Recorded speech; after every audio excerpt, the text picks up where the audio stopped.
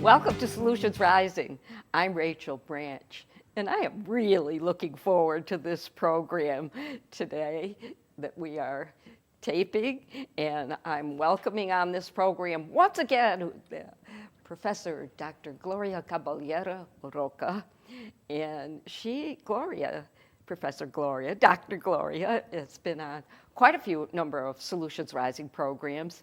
This is going to be a little different program. We have no idea where we're going, so we're just going to go every place. And Gloria is going to be a co-host with me today. And joining us is Jessica Rivera. And Jessica is an edutainer. So I'm very curious to hear the discussion about what she is doing. And all of us are going to talk about life journeys and stories and life lessons. So I will start out with Dr. Caballera Roca. Gloria, welcome. And thank you for having me again. Of course. Ask you to tell a little bit about your background and where we are going with this program. Since you are the co-host, I'm going to dump it on you. Oh my God, what a responsibility. Thank you so much again, Ms. Rachel Branch, for always inviting me back to your show. I think this is part of my journey too, my life, and I've learned so many lessons in that our stories need to be shared because they are part of the history of the United States and the history of, wherever we come from, of the history of humanity in general. And I think that the more we approach that sentiment from human to human, human being to human being, then we will start closing those gaps, emotional gaps, things that divide us superficially that have become so much the focus of attention to keep us divided. We are all suffering from something. We all carry our traumas as burdens, and when we feel that inactivity in our lives, then we feel as though we are dying, somehow, because nothing is moving in terms of reaching out to other people, listening and learning from someone else, trying new food, trying to learn a new language, or just saying hi to the neighbor that perhaps you've lived next to for 5 or 3 years and you've never stopped, or telling someone, God bless you, which helps so much. So I'm still learning about the different paths that life has, and I don't know what's in store, but definitely I have learned that I'm still learning to appreciate the process. I think all of us believe in life learning that goes on throughout our lives, but I think you have also, and you and I have accented, particularly on what I believe, and I think you believe, is an ongoing assault on women, which has been getting stronger and stronger around the world. So we are very much accented on that, and I'm quite sure our guest, Jessica Rivera, is going to offer so much from her own life experience and lessons in what she does. So I would like to bring you into the conversation, and would you tell a little bit about your background, your heritage, whatever you would like to share with the audience. Welcome, Jessica. Thank you, honestly, for having me. Well, technically, soy Boricua, so 100% Puerto Rican. My parents were born and raised in Puerto Rico, came out here for better opportunities, which I'm totally grateful for. As an edutainer, I look to do an intersection between entertaining and educating, and that's what I thrive on. So I am a lifelong learner for that purpose. I told Professor Gloria on the way here that our purpose, at least for me, is to truly make it intentional to go places where most people wouldn't expect me to go, and speak to people that most people wouldn't expect me to speak to, or say hello to, or say God bless you, and things of that nature, because we know people are judgmental. They see you a certain way, they see you speak a certain way, and they'll miss out on an opportunity. So for me, it's to be intentional with every interaction, to be intentional with every lesson. If there's a specific location that's offering something that I can learn from, I make it a priority to be present so that I may be able to have something to offer in areas that I may not be as knowledgeable in or not as seasoned in, right? And that's why I respect y'all journeys, because if I can learn from y'all at an earlier age, I don't got to repeat the mistakes later on, or at least not as harshly, So I'm grateful to be here. I'm honored, and let's get to it. Well, tell me a little bit, our audience, a little bit about how you became an edutainer and where that road began and how you pursue that. And when you say you talk to places where people don't expect you to be speaking, what are you talking about specifically? Oh, no, for sure. If you'll tell, I'll clarify that. No, please indeed. tell. So, for example, I remember a time in Northampton. I can't remember exactly how I came across it. It may have been at a posting or something in Northampton area on a bulletin, and it had to do with understanding the indigenous people and tribes. And that's really truly what stands out as you asked me that question. And it was at a church in Northampton, and it was a small gathering, but you were able to sit on the indigenous people and like the raw people that were here and how it has affected them and how evolution of just migrating has forced them to leave their culture, at least, and their beliefs and certain things that were forced. And at that time, as I sat there, I remember a grown man crying. I'm talking about a grown man who was in tears because of how evolution has made him lose his culture. And he looked like an indigenous person. He had a beautiful aura to him, but when he felt comfortable enough and he broke down, it really brought me back to the core of, even as a Puerto Rican woman, you know, you go places and you can't speak Spanish because other people may not understand it, or your accent has to be adjusted, you know, for the sake of not sounding like you're not intelligent. So just different takes that truly brought me to that. And when you say being deliberate, what business did I have to be at a location like that? What interest would I really have? And so I was open-minded, and that really brought me down a path where it was like, wow, you know, I felt empowered, and it gave me a grand scheme of things to understand that we're not the only ones struggling when you come out here and you're trying to begin a new journey.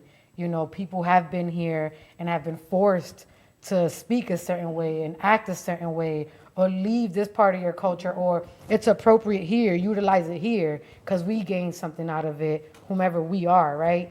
And so it's just been something that I intentionally do. I look at postings on purpose, and try to be deliberate and make time for those things, because in those moments is where I've learned the most and can actually connect with people wherever it is that they're from, whether they're from Ecuador, El Salvador. I did a lot of youth and adolescent work in residential homes, which people don't think about, but when they're migrating, some of these young girls get into the States without paper. So their name may be XYZ, but that is not their name or their birth name, because we just don't have a birth certificate on them. And so understanding that this profile, it may not even be accurate. And so get into the root, into the nitty gritty, and understanding how to piece that to give somebody the utmost respect of their journey and where it begins or where it all started, not just based on documentation, because it's not always accurate. So I make it a deliberate point to go to these places so I can have a just grounded sense of understanding, even if you're not Puerto Rican, you might be Mexican, you might be from El Salvador, you might be whatever it is, you know.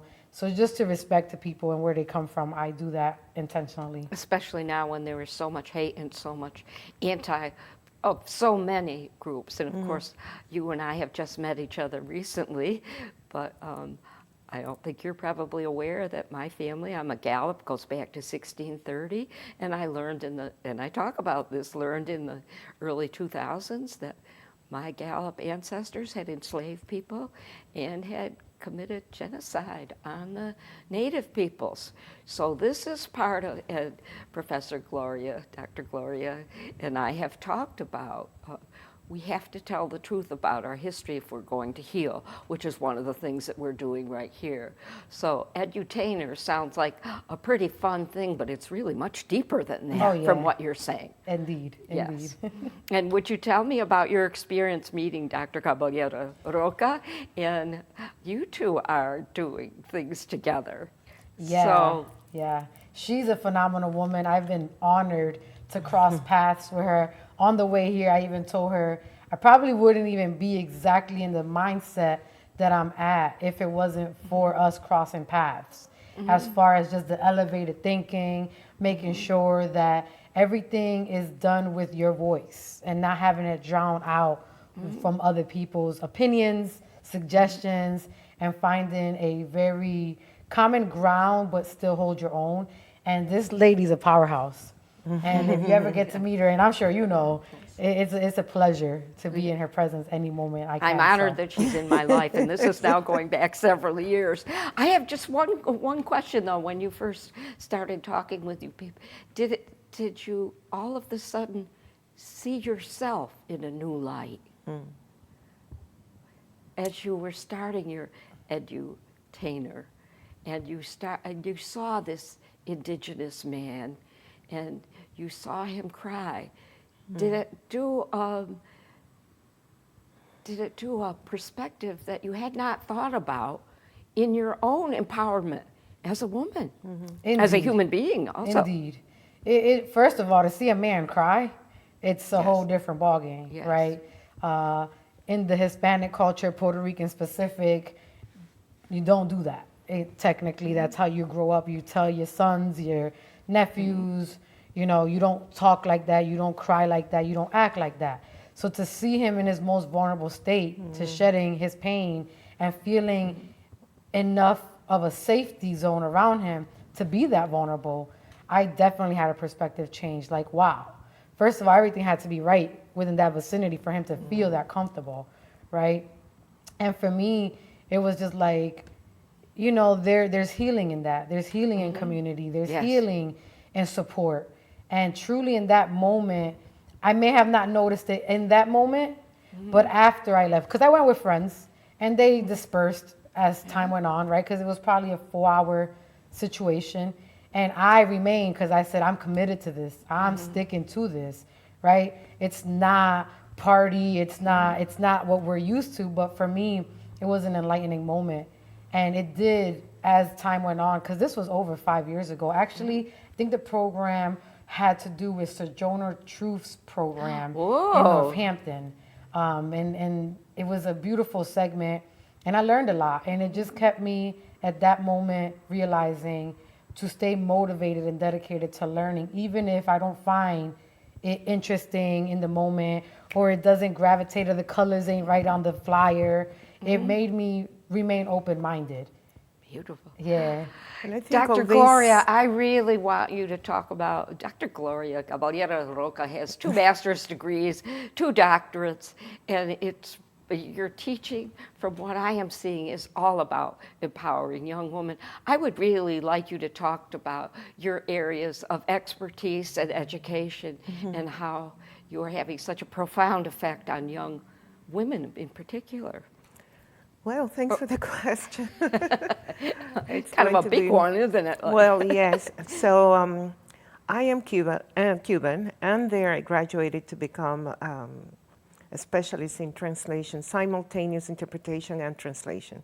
And I taught 7 years, English and techniques of translation and interpretation at college level. Then migrating here in '97, I taught 2 years at Milton Academy, Milton, Massachusetts. I taught Spanish there. But then I wanted to go back to teaching at college level. So moved out west. UMass Amherst opened its arms to me, and they offered me the opportunity to keep teaching there while I was doing my MA, PhD in Latin American literature and Portuguese literature. Yes. So I wrote a dissertation on the history, fiction, and allegory in the works of Alejo Carpentier, a Cuban writer, and José Saramago, a Portuguese writer. So all this journey took me to different places in life, to Portugal, to Spain, to France, to Italy, et cetera, because I needed to present the results of my research path. Then after that, I accepted a position as a visiting professor at Erland College in Richmond, Indiana. It lasted only a year. It was a 2-year contract, but I heard from a friend, hey, there's a new master's degree here at the University of Oviedo. It's in Women's and Gender Studies. Oh, I like that. Anyways, I left after my first year and went to Spain and I did my MA in Women's and Gender Studies. But then I liked that program so much that I continued on and did a PhD on autoethnography, the On embodiment. what? Autoethnography. Well, We are I don't not even know what that is. Yeah, I'll explain that. What is that, please? Autoethnography, it is, when the ethnographers, when they go and study a population, right? A community. You're just looking at them, and then you learn about them, you just take note, and you perhaps learn their language, some of their culture, dances, and you write. But then auto means yourself. You are part of the community. You are not only studying them, you are studying yourself in that context, and you're empowering and healing that community, because now you are the voice, and they are also giving you the right to use their voices to heal, to rise up, to come up with new language, to really say we are here and we are not passive voices. We are active voices. So what I did was to do it from the perspective of the African diaspora, in Spain, in Portugal, in Poland, in the United States, and in Cuba. And there were a lot of interviews that I had to conduct, a lot of theory, feminist theory, and also a lot of reading that, well, of course, a PhD is all about. But then I came up also with new language. For instance, dermo-being, meaning your skin, and being is just the essence of who you are. We are always labeling each other, you're black, you're white, you're lesbian, da-da-da-da. What about the spiritual being that lives underneath the largest organ of our body, which is the skin? Are we taking care of that part of us? And then I also talk about the ontology position of the body, because we emit energy and we transmit, we receive energy. How do we react when we are next to someone? We feel someone's vibes, and we feel, oh my God, that person doesn't like me. Or we just connect and we talk to each other. So finding community was, at the end of the day, what I wanted to talk about.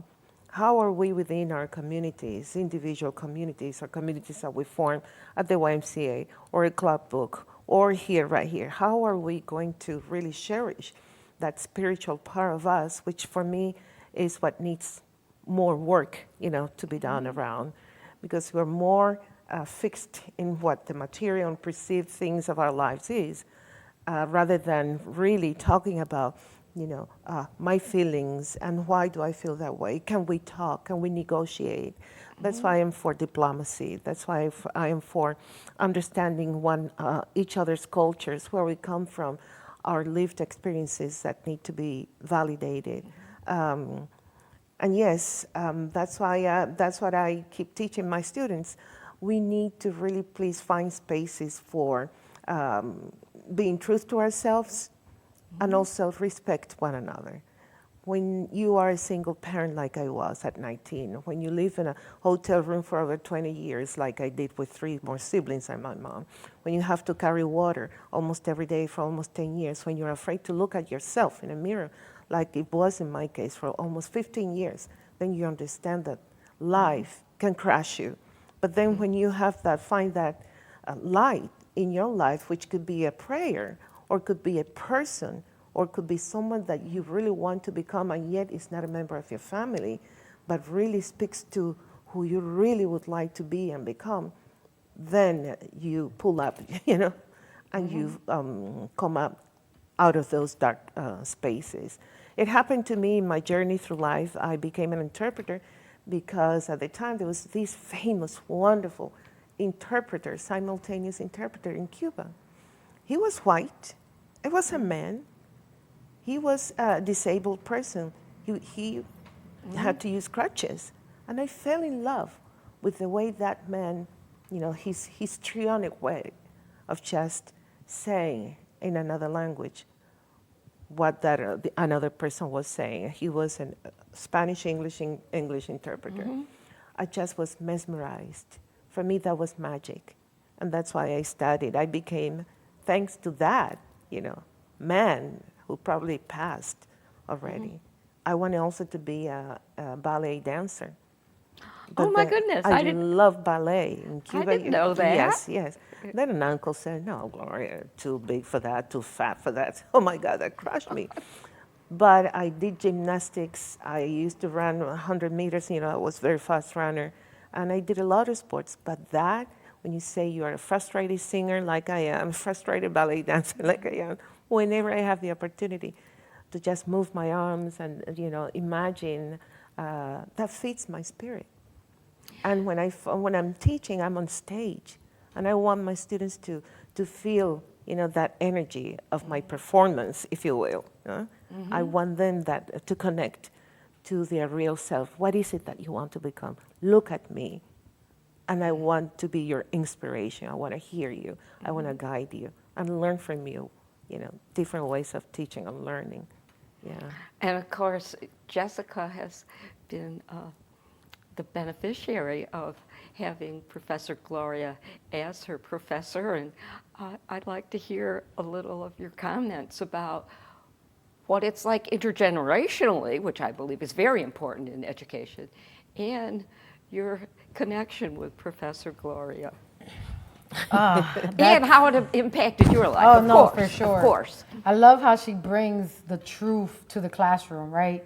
A lot of locations that you may go for higher education, you may find that it is deliberately, as far as the curriculum is made, right? It is deliberate with what books you may read. We reading a book, or we just finished a book that was particularly, as I found, banned in certain locations. You understand? So I can't imagine what people that can't get access to that book won't be inspired by. So the fact that she has this great way of bringing something that is limited for others is an honor.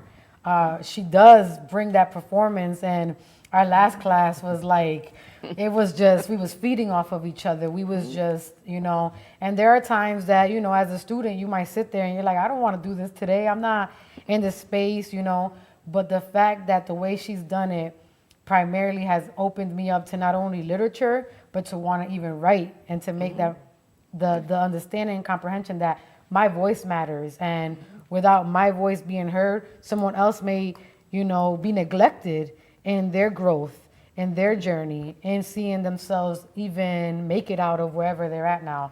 So it's something that I can explain it, but you got to experience it for yourself.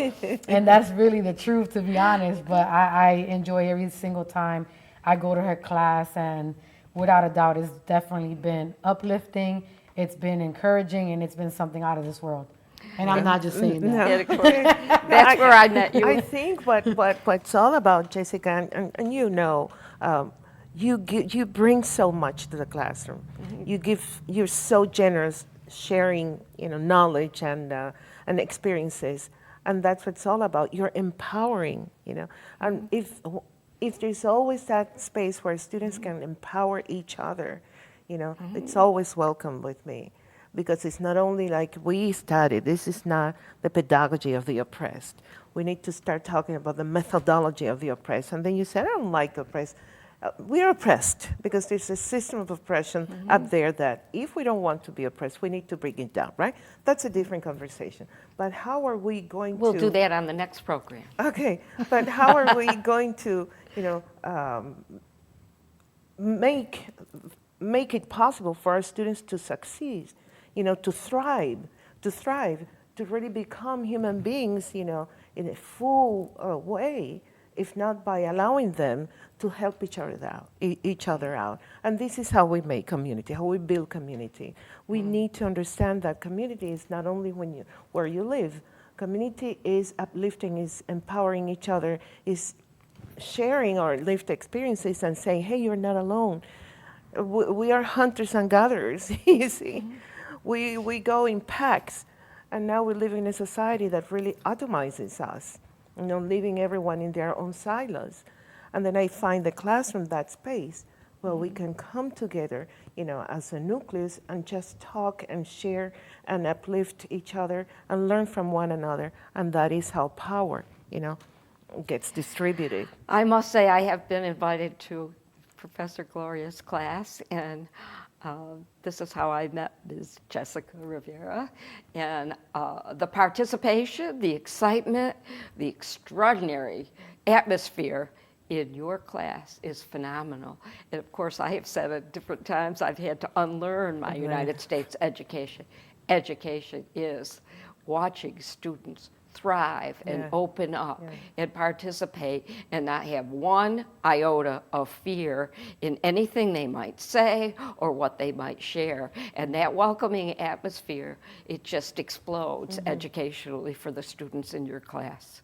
I was thank honored you. that I was invited to be there. I know, yeah. So now that we are coming, believe it or not, towards the end, Oh, my would each of goodness. you please give a quick closing thought? And of course, I'm going to invite both of you back again. I'm setting you right up here. So I'll let you go first, Jessica. Indeed, I implore anyone who is an educator, even if you think you're not, to truly take that responsibility. You may think you're not a role model. The way you speak, the way you carry yourself is truly, someone's looking at that. And I really implore my people specifically to stand where you stand and stand for something.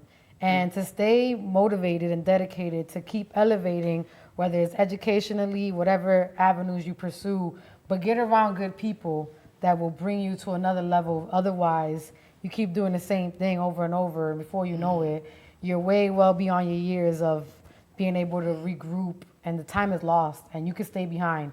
And I feel honored to be around y'all, so I hope this Beautiful. has brought value to whoever is listening out there. Yes. That's fun. Thank you. I don't need to say anything else. You said it all, didn't you? Yes. This is You left us wonderful. speechless. Oh, Yes. Now there, the education is really Yes, showing. yes, yes, yes. Yes. And I love it that you describe yourself as an edutainer. I mean, it's fantastic. So I thank you, Jessica Rivera, for being a guest on Solutions Rising, and I expect you to come back. And Dr. Gloria Caballera Roca, I know you will come back because we just had this ongoing conversation. And Yes.